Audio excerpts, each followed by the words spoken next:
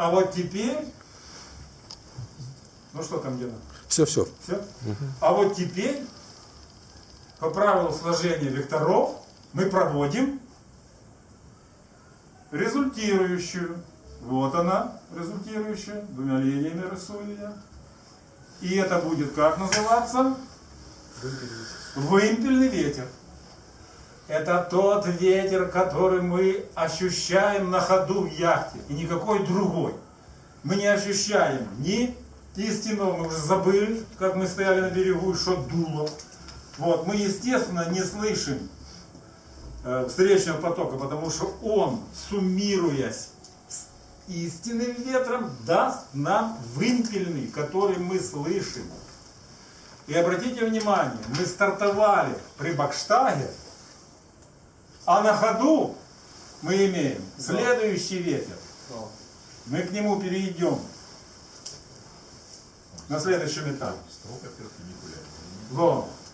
Ну, все зависит от того, насколько мы лодочку разогнали. Это же такое дело. Смотрите. Если скорость лодки маленькая, ветер слабый, да, то вымпельный будет вот так. Да? Он очень мало будет отличаться. Очень мало. И вообще, лодка, которая идет при штилях почти, да, ну, слабенький ветер, вот, там что истинный, что вымпельный. Да. А почему? Ну там ВВП нет. Нет встречного потока, правильно? И наоборот, если сильно быстро пойдем, вообще исказим всю картину, ну к этому перейдем мы дальше.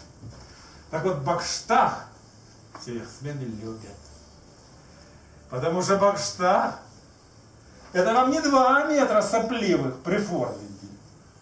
А это уже заметили? Какая величина? Тут уже черточек может 4-5 быть, правильно? Фокус получается. Смотрите, мы ставим лодку уже под углом, а ветер усиливается. И мы идем быстрее, чем на фардаке. И этим пользуются катамаранщики. У них быстрые суда. Они что делают? Они на фардаке, а там же знаки расставляют при соревнованиях, так что ты идешь точно на фардак. Или точно в лоб. Такие участки есть. И вот когда они идут на фардаке, они подставляют Бакштаг себе. Пошли туда, сделали поворот, пошли другим галсом, да, на Бакштаге. Они увеличивают длину дороги, но суммарная скорость прихода к тому знаку увеличивается, и они первые. Крошка в голове у вас начинает мутиться, да? Ну, какое-то несогласие, блин. Мы уходим от ветра, а мы его увеличиваем, и скорость увеличиваем. Это же только начало, вот впереди. А как вот может быть 2 ветра одновременно? Они складываются, и получается ветер, результирующий. это истина. Встречный поток это сопротивление. Встречный поток это мотоцикл в чистом Вот на поле машине при или на штиле. мотоцикле едешь сюда. Вымпельный это относительно, вот когда ты находишься на этом, вот как он на тебя дует, вымпельный. А вымпельный почему назвался? А вот вымпела развивает, и видно, в каком направлении теперь мы получили суммирующий ветер. Именно вымпела, колдунчики, всякие там такие легкие ленточки, да? Флюгарочка показывает, что вымпельный ветер, да? Флюгер этот, который сверху мачты. Ефимович, можно комментарий от камермена? Может быть, вопрос на то, как вы воспринимаете, о чем мы говорим. Дано ветер 10 метров в секунду, истинный. С какой скоростью может идти парусная лодка? Обсуждали это? Это еще впереди, Гена. А тогда, может быть, до обсуждения. Просто кому что говорит внутренний голос. 10 метров в секунду, с какой скоростью может идти парусник? Так, теоретически в 10. Это какие еще? И все 10. Второй голос услышали. Половина. 5, 10 из 10. 5 метров, 10. Какие еще идеи? А быстрее! Ну, еще какие Чем идеи? ветер может быть? вот этот угол может быть более Господа, не молчите, вот выскажитесь. Это же... Да. Хорошо. Генерите. Хорошо. Ну, наверное, Вот если, такой вектор может быть в обратную сторону? если То есть, чем острее ветер, отличный, но ответ впереди. Так, а сколько? Еще какие идеи? Слушай, мне кажется, можно быстрее пойти. Так, еще, Игорь. не могу сказать. Но если его в бок пустить, Дима, что там говорит? все, История. вы завелись, я доволен. Больше не может. Не знаю. Я доволен. Хотите ответ скажу? А? Ну, серийные лодки ходят, ну, не любой конструкции и не в любых условиях, но ходят в 1,5 раза быстрее скорости ветра. Рекордные сходят в 2 раза быстрее скорости ветра. Здорово, представьте себе. Причем серийные, рассчитанные на чайников, но не любой конструкции, не при любых условиях. Это хорошо, это хорошо. Это вообще очень здорово, это очень интересное Он будет, ощущение. да, он будет нас сбивать, так сказать, с дурной мысли. Я подозреваю, катамаран художник будет, наверное, ходить Ой, катамаран хорошо, художник надеюсь. имеет тяжелый корпус, Гена, не надо про него что-то там. Да, он, наверное, ветер не обгонит, да, он тяжел. Надо почитать про правила сожжения векторов. Ну вот оно, вот этот треугольник это есть. Если вот так вот можно сделать. Все? Да, Нет, если просто там есть рассказываю. варианты. Ветры давай. Рассказываю. Я не могу представить, как Ну смотри, ну этот чего? вектор будет вот Опять футбол? Вот, признавай. Вот так вот. Смотри, ну мы идем, у нас остался ветром. Вот, я просто не представляю, как это делать. Если вот это истинный ветер, вот это как Истинный ветер сбоку, я не помню. Галфин, Халдерин. остался Галфин, Заш и Бейлевин, ну елки-палки, что же мы не 5 минут на Галфин, 5 минут на Бейли. Блин, ребята. Ефимович, потом еще раз. Все, тише, слушай. Так, В бок дует, да? следующий ветер дует нам в борт. Да? Сейчас. Следующий ветер, истинный ветер, когда мы только начали движение, мы только впихнули лодку, она еще не набрала ход, да, и мы чувствуем, ветер вот так идет, да, в борт. Опять я постараюсь сохранить масштабы, да. Вот истинный ветер в борт называется галфин. Ну, кто знает английский, half, половина, да? То есть half. Да, ну отсюда, да, от half. Вот, да? То есть полветра, да? Полветра. Так ясмены иногда говорят. Сходили в полветра класс. Вот, да. Ну, а в этом через Г, да. Галв. Ну, халф, да, Фин. правильно. Ну, при Это транскрипции просто голландская Г поставили. транскрипция идет. Да. Ну да, в Голландии Г. Все, идем по проторенной дороге. К истинному ветру мы пристраиваем ВВП, правильно? Да, вот, имеем право. И опять же мы разогнали ее на 5, да? Здесь 7 метров в секунду. Здесь 5 метров в секунду. Да? А теперь результирующую рисуй. А вот она результирующая. Ну я утрирую немножко там, может быть. Не так быстро поездили, да? Но запомните, Бакштаг и Галфин самые быстрые ветра при прочих равных. Так вот, смотрим. Да визуально видно, что вымпельный ветер стал больше, чем истинный. Что скажет пессимист? Имеем право. Ну что ж пессимист, мне здесь просто непонятно, она должна вперед плыть, а ветер получается. Как мы ее назвали? Встречный воздушный поток.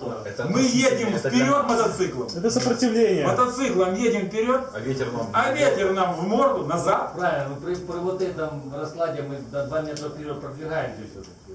Да, А там назад получается. А здесь ветер боковой, хорошо нас Не, несет. это имеется в Вот. виду на паруса так действует.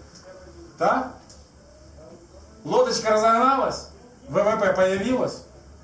Сопротивляющий. Появилось. Мы его не слышим, потому что он вошел в сумму ветров. Вот, сударь, посмотрите, вот это по сути форма паруса. Ну, Ты близко. нарисуй лучше Ветер паруса, сбоку, как стоят. смотрите, ветер Ты же дает фордак сбоку. нарисовал, они Ну да, ну да, не не, тут Гляньте на эту железяку, и она выдавливается вперед. Не, вот смотрите, Надо сейчас, было так вот он сейчас срабатывать. будут при галфинге как паруса стоят. Смотрите. Конечно, конечно. При боковом понятно. Почему лодка идет Вот, против ветра, я не видите? понимаю. Вот. Вот. Вот они. Где-то примерно по 45. И обтекают они идеально обтекают. Видишь? Сопротивление меньше получается в парусе. Вот она труба, видишь? Поэтому больше стирать. Она так и фигачит туда. За счет того, что киль сопротивляется в воде. Швед, да. Ой, это мы Швед. швед, да. То есть вот эта вот теория, ну киль тоже он врезается. Так, по галфингу яйца. В бок его Сопротивляется больше корпуса и паруса. Леонидович хоть что-то. корпус именно шкив. Ефимович, ну скажи что-нибудь провокативное. А то не все говорят провокативно. Все говорят, а что вас было ломанешь и водить. То есть если Паруса и если корпус. вверх поднять, то его будет бок сносить. Да, да. Если находится вверх, то может быть прямо. Там есть. Убрать требования яхты, и надо все получается добавить паруса. А воздушно-встречный поток, это только корпус яхты. Может поравняться. Может поравняться. Может поравняться скорость истинного ветра. Вот, и скорость лодки. Чем больше препятствий получается на лодке, тем больше у вас ВВП будет равен скорости от истинного ветра. Скоростью больше, чем... Но это надо катамаран. То есть получается, что у нас... Итак, нас выгоняют. ребята. Нет, не выгоняют. Я не виноват. Я вижу, что аудитория заинтересовалась. Вы Хорошо, занимаетесь. еще 5 минут добавляем. При Бакштайне они стоят примерно вот так, чтобы перпендикулярно линия ветра перпендикулярно парусу. Да, здесь перпендикулярно вот так, когда он стоит, вот так, да. Здесь подтягиваем он вот так, галфинг где-то под 45. Вопрос правильный. Говорите за. Хорошо, это галфинг. Остался последний ходовой ветер. Самый удивительный ветер. Самый любимый ветер настоящих ясменов. Он дует под где-то вот, если брать от ДП, а мы должны все ветра от ДП брать, от носа и вот так, да, все ветра. Вот так. Вот. То есть, вот эта линия ДП, вот это мы отклонились на 10 градусов. Вот. Значит, вот, Надеюсь, это, конечно, ну, хорошо. ну, примерно, да? У нас на 10 ничего И не вот так идем, и если дошли до Галфинда, сколько градусов будет? 90. А дошли до Фордовинда 180. Но на этом и остановились. Потому что теперь по другому борту отсчет опять идет отсюда. Да, Да, это будет правый галс. да, да, это будет левый галс, это правый галс. Итак, есть ветер. Сейчас скажу, что тише. А, да, Так, ребята, Вот. я, конечно, понимаю, но у нас занятие. вот истинный ветер. Истинный ветер. К нему мы должны что пристроить? Ну, не пессимист. ВВП должны пристроить. Все правильно. А ВВП у нас все время направлен против хода лодки. Да? Лодка движется сюда, ВВП сюда. Правильно? А теперь мы обязаны соединить концы векторов. Но никуда не деться. И мы соединяем по такой двойной линии, как мы привыкли рисовать, вымпельный ветер. И смотрим. До глаза не надо там иметь такого подбитого, как у меня, чтобы увидеть, что вымпельный ветер намного больше истинного. Вот это правильный вопрос. Паруса тоже рисуем в новом положении. Да? Почти в ДП. Это Бейдерит. Даже это Бейдерит. Почти на многих яхтах гик становится практически в деполите. А за счет того, что парус имеет горбы, отклоняется, вот он еще, да, еще такой вот становится ходовым. Вот так, да? Вот так паруса стоят. Почему? Смотрите, ну естественно так, да? Вот, вымпельный ветер идет, да, и он в этом потоке идет. Парус стоит. Итак, вот мы достигли вот этого самого чуда, которое, когда мы говорим,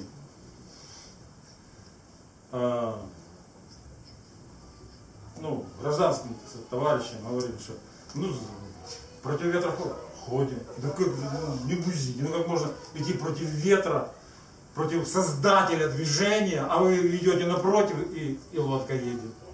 Вот. На самом деле едет и великолепно. Потом, когда говоришь, так некоторые быстрее ветра хватит, да идите. Рассказывай. Как это можно? Это говорит, как там Ломоносов еще вывел, да, закон сохранения энергии. Ну как это может то, что вам дало движение, вам придало энергию, а вы ее взяли и пошли, да, обогнали. Туфта. Так вот мы смотрим на эту туфту и видим, что вымпельный ветер может быть намного. Если только вот так мы пошли, это мы начали движение. Экипаж сидит на борту, а потом что? Лодка разгоняется, экипаж вываливается пятой точкой за бортик, ложится вдоль горизонта воды, до хруста в костях держит шкоты, лодка разгоняется еще быстрее. Значит, и что? И ВВП увеличивается, правильно? Встречный поток тоже, мы же ощущаем, он увеличился. Вот. И его загоняет вот сюда. И теперь вымпельный пошел вот сюда. Вы поняли? И чем лодка быстрее идет, тем сильнее ветер она ощущает. И Парадокс. Так до бесконечности. и ложит ее как стос. И что получается? Это бесконечности делать нельзя, потому что мы попадаем в зону встречных ветров, при которых лодка начинает наоборот тормозиться в какой-то момент. И тогда ясмены говорят, он говорит, не круто идет, он круто стоит. Понимаете? Да? То есть он уже дошел в ту зону, вот, где сопротивление движения увеличивается, вот, хода мало дает такой парус, такой угол, да? И поэтому яхтсмены путевые ставят у себя на мачте флюгарку. И она устроена так. Вот верхушка мачты, да? Топ мачты или еще как? Флотик мы называем, да? Вот здесь крутится флюгарочка. Ну, допустим, вот смотрите, такое крылышко, да?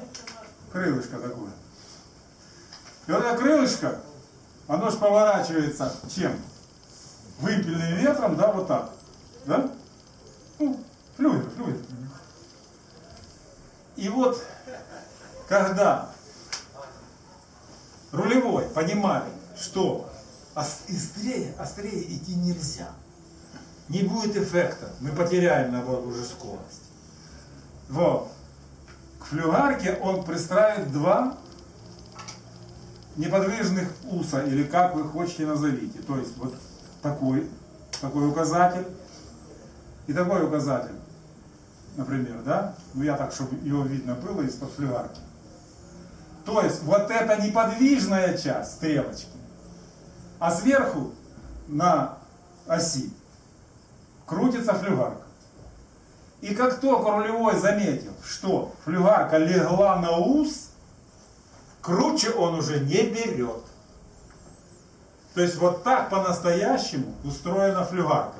Она имеется только у рулевого на Луне, у Гены. Не, ну это в принципе, да, то есть там вот этот угол, это настраивается по каждой лодке именно по ее физическим свойствам. Замечание Гена говорит. Вот эти углы, нельзя говорить, что должны эти стрелочки стоять на определенном этом самом. Все зависит от лодки. Ваша лодка может круче ходить, значит, стрелочки сюда сводятся, да? Если она идет только там градусов по 45, стрелочки будут разводиться наоборот, да? Ну, опытным путем, если это не серийная Опытным лодка. путем, Да. совершенно верно. Вот. И надо это устройство делать так, чтобы ее быстро ставить, поскольку оно нежное, и быстро снимать, когда вы уже... Вот. Зато если оно настроено, то можно отдать управление человеку, который первый раз сел за руль, и он, Да, будет, и он будет знать, что хорошо дальше управлять. залазить нельзя. Да. Помогает. Дальше залазить нельзя. Так вот, Ой. Уметь смотреть.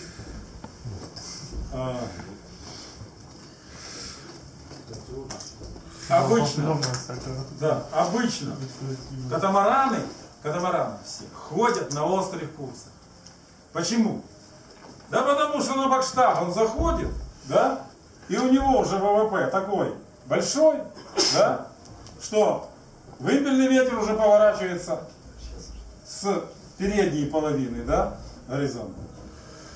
Понимаете, да? Скорость сразу разгоняется, и все, и уже он идет вот так. То есть только вылез из Фордовинда на Бакштаг, а уже ветер вот так, и уже начинает этот ветер вымпельный подстраивается под размер истинного ветра, добавляет скорость, ВВП возрастает, он уже вот так, да, он еще скорость добавил, и уже смотришь, уже чешет в Бейдевин, где он ее взял, да, а он уже чешет в Бейдевин. Поэтому катамараны, повторяю, ходят обычно на острых курсах. И даже если на Фардаке надо идти, так вот они бакштагами ходят, лавировка наоборот. Получается.